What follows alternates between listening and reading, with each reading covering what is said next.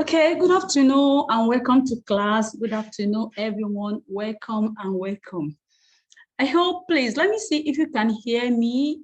Just write in the chat. I'll be reading the chat box to know you can hear me. The class is being recorded, but please, let me see in the chat box if you can hear me clearly so that we start the class. Okay, somebody said, while waiting for the class to begin, I say thank you for sharing your thoughts, knowledge in the world of agriculture. You are very much appreciated. You are welcome. Okay, you can hear me, you can hear me, you can hear me. So thanks. So the class, we're starting right away. I'm recording the class. Like I said, it's only the people that attend that I will be sending the class to. So now this afternoon, welcome and welcome and welcome again. So we're starting right away. Now, this afternoon, I promise we'll be going through cost of an acre irrigation. Okay, what will it cost me? Okay, how do I do it? What do I need to do? What type of irrigation do I need for my farm? How will I go about it? You know, and there's a reason why everybody is worrying about irrigation now. So we'll be going into the class gradually, and I will take every questions at the end of the class. Now, look at it. Let me introduce myself. For those that are just coming in or just joining my class, my name is Yinka Adeshola.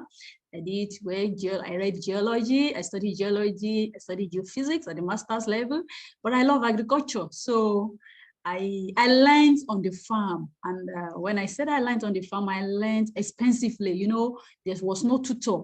As in, I'll practice this, I'll fail, then I'll run back again, I'll re-practice it, or sometimes I'll plant this, I will run to another crop, I'll come back again, you know, that kind of try and error. So I always tell people, I learn expensively. And maybe because I learned expensively, I don't want people to pass through the strenuous, the wasteful stages I went through. Because if you ask me now to say, start calculating how much you spend on the farm, I can't even tell you, but I know I've spent millions, if not millions, several millions, yes. My own money, people's money, everything, just, you know. So I don't want every other person to also go through that strenuous part. And I always say, if I'd known what I know now, I would be a billionaire now on the farm. So that's why most times I shared a lot of information, both on my timeline and everything, because I wanted to learn. But others, I tell you, okay, pay for this and pay for that. But this afternoon, we'll be doing cost of an acre. Like I said, my name is Yinka Adeshola. I do a lot of research in agriculture, personal experience and everything. And I founded Farm Villa. Farm Villa, I founded in 2015. Farm Villa is a place where you can learn practical. It's not about theory this time around, practical. You come to the farm, you put your hand into the soil. I'll put you through how to plant tomato, pepper, anything you want to plant in vegetables. I've been there. And with irrigation, we use the irrigation system.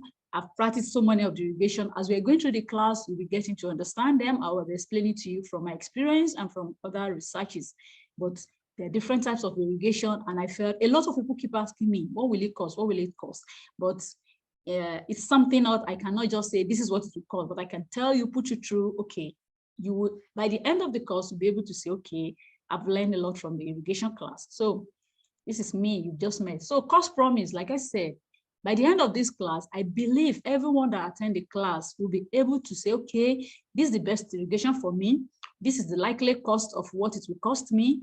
If I will need this to start my irrigation, I don't need to start 1 acre. I need to start 10 acre, or I can afford it, or I cannot afford it. This is my promise to you. But like I told you, you will learn more and you will understand. You'll be able to calculate the cost of an acre irrigation, the likely cost of your acre, pending, because you know price keep fluctuating. Today, tomorrow, it changes. So, but you'll be able to calculate it.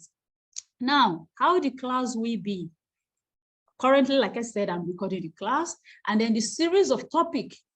One topics will be leading to the other because I'll be taking them and joining them together. I'm going to be taking you from the one you don't know, I'm taking to the one you know. And like I said, at the end of the class, we'll be having question time. But also, I use a lot of pictures. See, it's me. This class is me. Most of my class is me trying to bring practical online. So bringing practical online means, okay, bringing practical online means I'm trying to make you see what you are not here, but I still want you to picture what actually is going to be.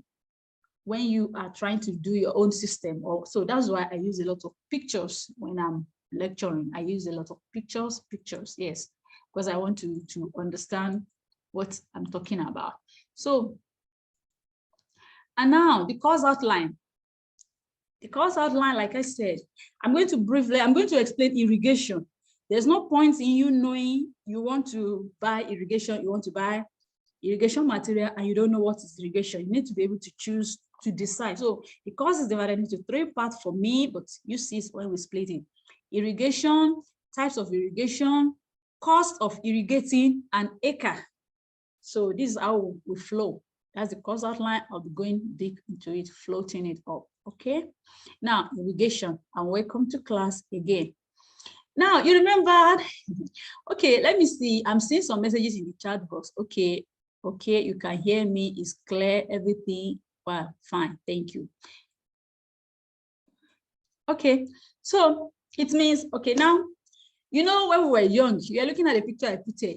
Whenever we hear rain is about to fall, some of us, will not want the rain to fall because, okay, we don't want the rain to fall because the rain will not allow us to play again. You know, you were busy playing, you were enjoying the play with your friend, you are playing 10-10 or whatever. Some of us that stay around in the villages or rural area, you were really enjoying yourself, and then suddenly rain want to start. But on the other hand, because you are young children, you run inside, you have umbrella, or you start singing. I remember they will start singing, rain, rain, go away, come again another day, to whatever, we mention our name. We want to play. You know, it's kind of fun to us. While we were praying that rain go away, don't come, oh, I don't want to, we want to play, let us play now. You know, like, let me use an example. Just like these little children, in some part of Lagos State, anytime I live in Lagos too, before I moved to the rural side. So whenever those women selling produce by the road, selling provisions, those women that display in Lagos, you know, Lagos don't like water, because everywhere will be scattered, and everywhere will be looking waterlogged and every other thing. Plus, people want to sell, especially market women, especially those ones that do not have a store. If it's those women that have store, you know, when it's raining, they stay inside their store and everything. But for those women that do not have a store, they will be praying, rain don't follow, let me finish my market. I bet let it be night. Oh, you know, that kind of thing. Maybe you are even watching, you are listening to me now, you've been in that kind of situation. But as you are saying, rain, go away, I don't want to. Some other people are busy somewhere, praying for this rain, oh, I say, rain, I beg, fall. Look at it there. They were busy praying, rain, hey, fall now. This is the farmer's world. The farmer's world, the farmer's world. We pray for rain. Okay, now, you see, let me give you, I'm going to be using my own experience so that you understand how the farm works. And when I got to the farm some years back, plus other farmers, what we normally do is, whenever there's no rain and everything, you see in the churches, mosques, up till today, they will call prayers for rain. It's still common, and people are still doing that. They will call prayer for rains, and they will start praying, they will fasting and say, God, please let rain fall. At some point, let me tell you, when I planted those years around 2014, 2015, I will stay outside and be watching the clouds, the star. You know, in the rural side, farmers are able to, when rain wants to fall, they'll be, whenever they need water, everybody will be looking up to check the cloud, the rain, whatever. So if any sun comes, this looks like rain and sun rain, that means rain is coming after that. So, you know, everybody becomes a meteorologist. We want to predict, because everybody's looking for rain, especially farmers, you know, and I told you my community is 99% rural farmers. So it's kind of, we are praying for it. It's not even, they go to church, mosque, they will call it for rain, especially when we plant corn, or we plant anything, or we have food crops. You see, you can see the prayer. They will call midnight, everywhere they call for prayers. But with time, I realized it's not about prayers. Prayers is not going to bring the rain. But of course, as I'm discussing with you now, thousands of farmers, millions of farmers, especially African farmers, Nigerian farmers, still don't understand the concept that God is not, yes, it's God that created everything, but God is not the one. The rainfall pattern has been changed, and God has created his own, and it has been disrupted. And we now, even if you pray from now to tomorrow, if rain is not going to fall, it's not going to fall. So it's not by prayer. So I'm sure you are wondering, what is she saying? Okay, before I continue, let me ask, I hope I'm not too fast. Let me see your chat box. If I'm too fast, just drop messages. I hope I'm not too fast. I want you to pick what I'm explaining. Like I said, we're going to be talking about irrigation, and we're also going to be talking about why and how. So I hope I'm not too fast. I've not seen the messages. That means I'm okay. So I keep going. Now, let me tell you another story from this class again, a country story. Okay, somebody dropped a message. Okay, you're not too far, good. Okay, thank you. So these are country stories. Now, this country, this is Israel. Let me tell you about Israel. In Israel, this is how their land was before, as in it was a desert, as in their land was a kind of, not all, it was a desert, as in they don't have enough rainfall. Israel and even some other countries like Dubai, they don't have enough rainfall. They lack a lot of things, water especially. But they realize, okay, we need to produce food. If we don't, as our population is increasing, we need to produce food. If we don't produce food enough to feed our people, we will all starve, or we will become like some other countries like Nigeria that is importing. Then, there was not some, don't mind me, some of the things. So they kind of look at it and feel, okay, we need to produce and we don't have water. So what did they do?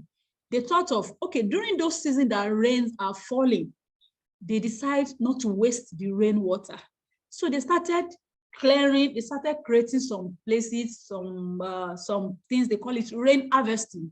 So during those processes of rain harvesting, they store rainwater. Let me use Nigeria as an example. Let's not go far to Israel. In Nigeria, we have two weather. We have the rainy season and the dry season. In this, our rainy season that is just rounding up, rainy season, you find out that there's plenty rain. Like I said, Lagos people don't want the rain because they are marketing, they are outside, they are displaying their produce. So this rainwater, this rainwater used to be excess. It's excess in such a way that it will lead to flooding, it will lead to other things. So, but this excess water in Israel, they don't allow it to go to waste. You know how? They created a reservoir, kind of reservoir, yes. They structured and created reservoirs to store every rain that is falling in their country. So they do, but in our home caves there in Nigeria, as it's raining, it will be causing flood and pushing things away and moving, all those water in other countries, in Israel, most especially, no, they don't allow it to get to waste. They collect all this water. Now, after they collected the water, they look at it, okay, we have enough water. Now we have enough water.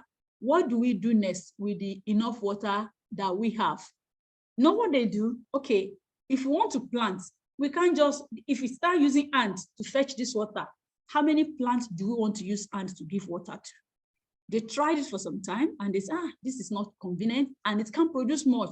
That was when they start thinking of what can we do again to get this water from this place reservoir with reservoirs to move the water to the main farm, to the crop, to where we plant. They can't plant inside water. They need to plant on land. So they need to move water to that place. And if so, you can do hand wetting, but how many will they produce? That was how Israel developed the drip irrigation system. See, let me tell you, they started with, okay, let's use ants. Let's start spraying it. We'll fetch water there, we'll pour it, but they discovered that this water is wasting away. When you fetch water and you put it on the plant, it will not go deep. It will just spread on the surface and the water will go away. So they thought this is another wastage. What do we do? So they developed the drip irrigation system. That is the Israel story. And for today, up to today, right now, Israel is one of the major exporters of food crops. They not only produce for their country, they produce for their country and they export with the effect of drip irrigation. Let's just say with the effect of irrigation, they were able to be the major exporters of so many things. Israel, yes. Okay. Now, this is the seasons. This is the seasons as they have. Okay, no. I was telling you, Israel discovered they have rainfall in some particular time and they don't have in some particular time. So they decide to take advantage of the seasons. So in the rainy season, rainy season, when rainfall is plenty, Israel store water. The water they stored in the rainy season is used in the dry season. We have two climates, two climatic seasons with water. And it happens also in Nigeria, in everywhere, in every country it happens. Let me show you this. In dry season, you find out that there will be sunlight. Look at the sun I draw. I don't mind my pictures. There will be sunlight and there will be no rainfall, no water is falling. So the trees, the crops, they will all be dying. Now, initially what they do is that they will be feeding on what they stored before in the rain. But if they cannot survive, they die. And so that is why most time during those rainy season, it varies from state to state. It varies from country to country. Every country has got these two seasons. Though some other countries have the cold weathers and every other thing. We don't have that in African countries. We only have basically two seasons, the rain season and the dry season. In the dry season, rain will not fall for like, initially it used to be about 5 months, but gradually it has changed to like 7 months now that rain will not fall, because rain usually in some of the states starts around February and it will stop. It's supposed to stop around October, but now it doesn't fall like that again. It starts around March, even April, May, and it stops October. This is September now. No farmer dare plant anything right now again because they know rain is going. By the end of this month, there will be no rainfall again. Okay, so there are two climatic seasons. I'm sure in your geography class, in our geography class, if you pay attention, then you will understand these things. Though there have been some changes, and these are my rainy season. In the rainy season, there will be sunlight, yes, and there will be rainfall. But in the dry season, there's no rainfall to cool the trees. So the trees are losing their leaves and fresh leaves, and they become dry. The same thing happens to animals. It happens to everybody. So everybody needs other alternative source of water in dry season. And that is what Israel has been able to do by getting their irrigation system right. Now, for us farmers, for us that want to farm, you know, farming involves livestock and crop and every other thing. So for us that want to farm, in Nigeria presently, you find out that 90% or 99% of farmers are still dependent on rainfall. As in, now, like in my community, I can say, it's not that I can say I'm the only one that have irrigation material in my community. Meanwhile, this is one of the major areas where people move out foodstuff right now. You see farmers bringing in trailers, trucks of maize from the farm, but they are all rain-fed. But I'm the only one, yes, I'm the only one in the whole of this local government, and even go further to some other local government that is using irrigation system that will plant during dry season. Now, why is this so? You see, our farmers, they met this system with their parents, and they've been following the system. And because they met the system and they've been following the system, they've been always remain poor. Remain poor in the sense that, okay, you plant, the yields are quite very low, because in some parts of the rainy season, there's droughts. We get there as we move, there's drought. So and they find it difficult, they cannot afford to buy or to purchase irrigation material. I'm sure we'll get to those areas. Now, I'm still on Israel's story I was telling you. Israel discovered one thing, water management. How did they discover? One, they know their problem. So if you are watching me and you are listening to this class this evening, you need to first know your problem. You need to first discover your problem. Okay, I want to plant. Do I want to plant all year round? Or do I want to plant just only in rainy season? Okay, if every farmer is planting in rainy season, we have plenty produce in the market, and then the price drops, and then I sell at a loss. Is it worth it? Number two, that's knowing your problem. Number two, okay, if I decide to plant in dry season, it means there's no water. How do I get water?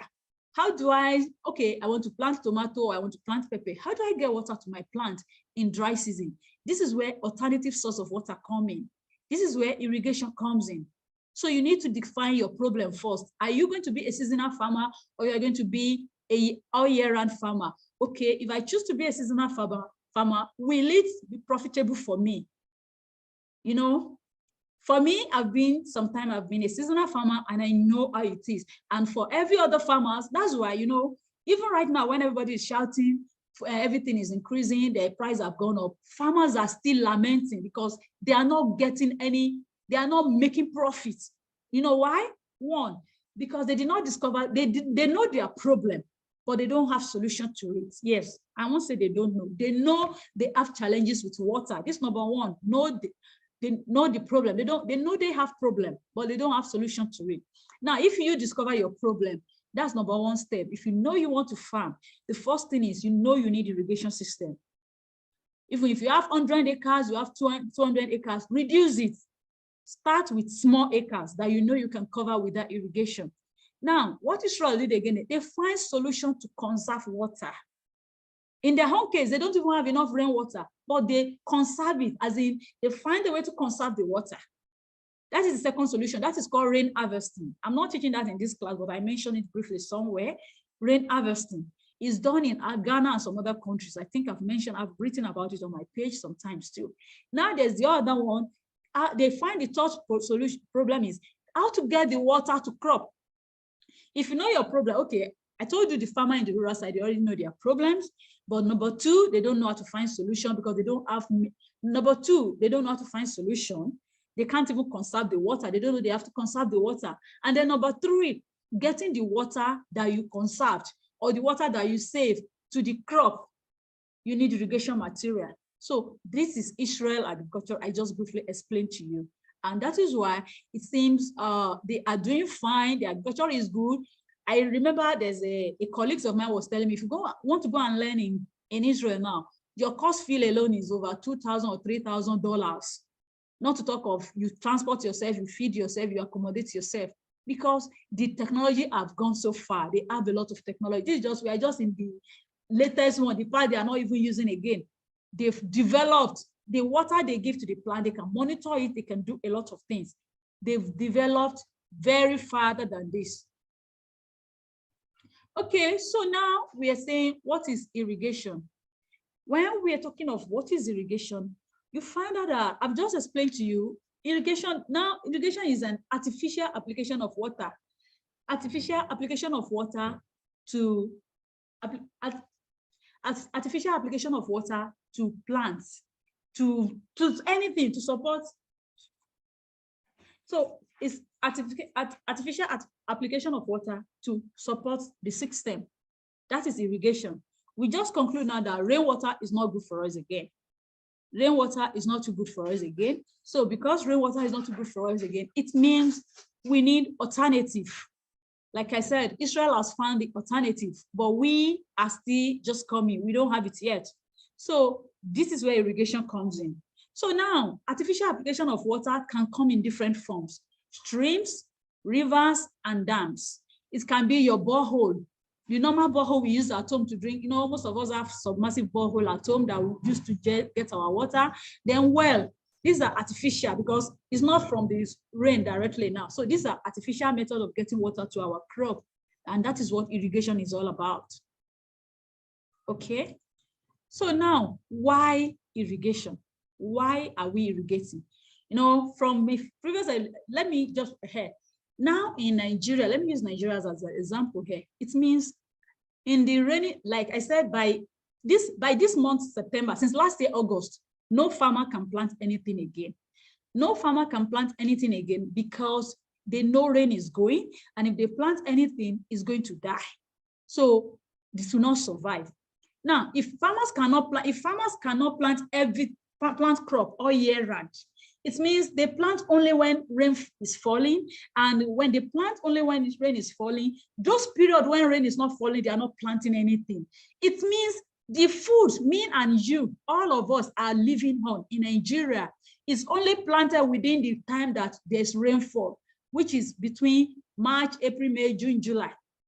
Those periods when there's no rainfall, from October, nobody is planting anything except few people that have irrigation. So that period on October, November, December, January, no food is being produced, except few people, like I said, maybe 10% that have access to irrigation. So it is that 10% food that they produce in that dry season that we will now use.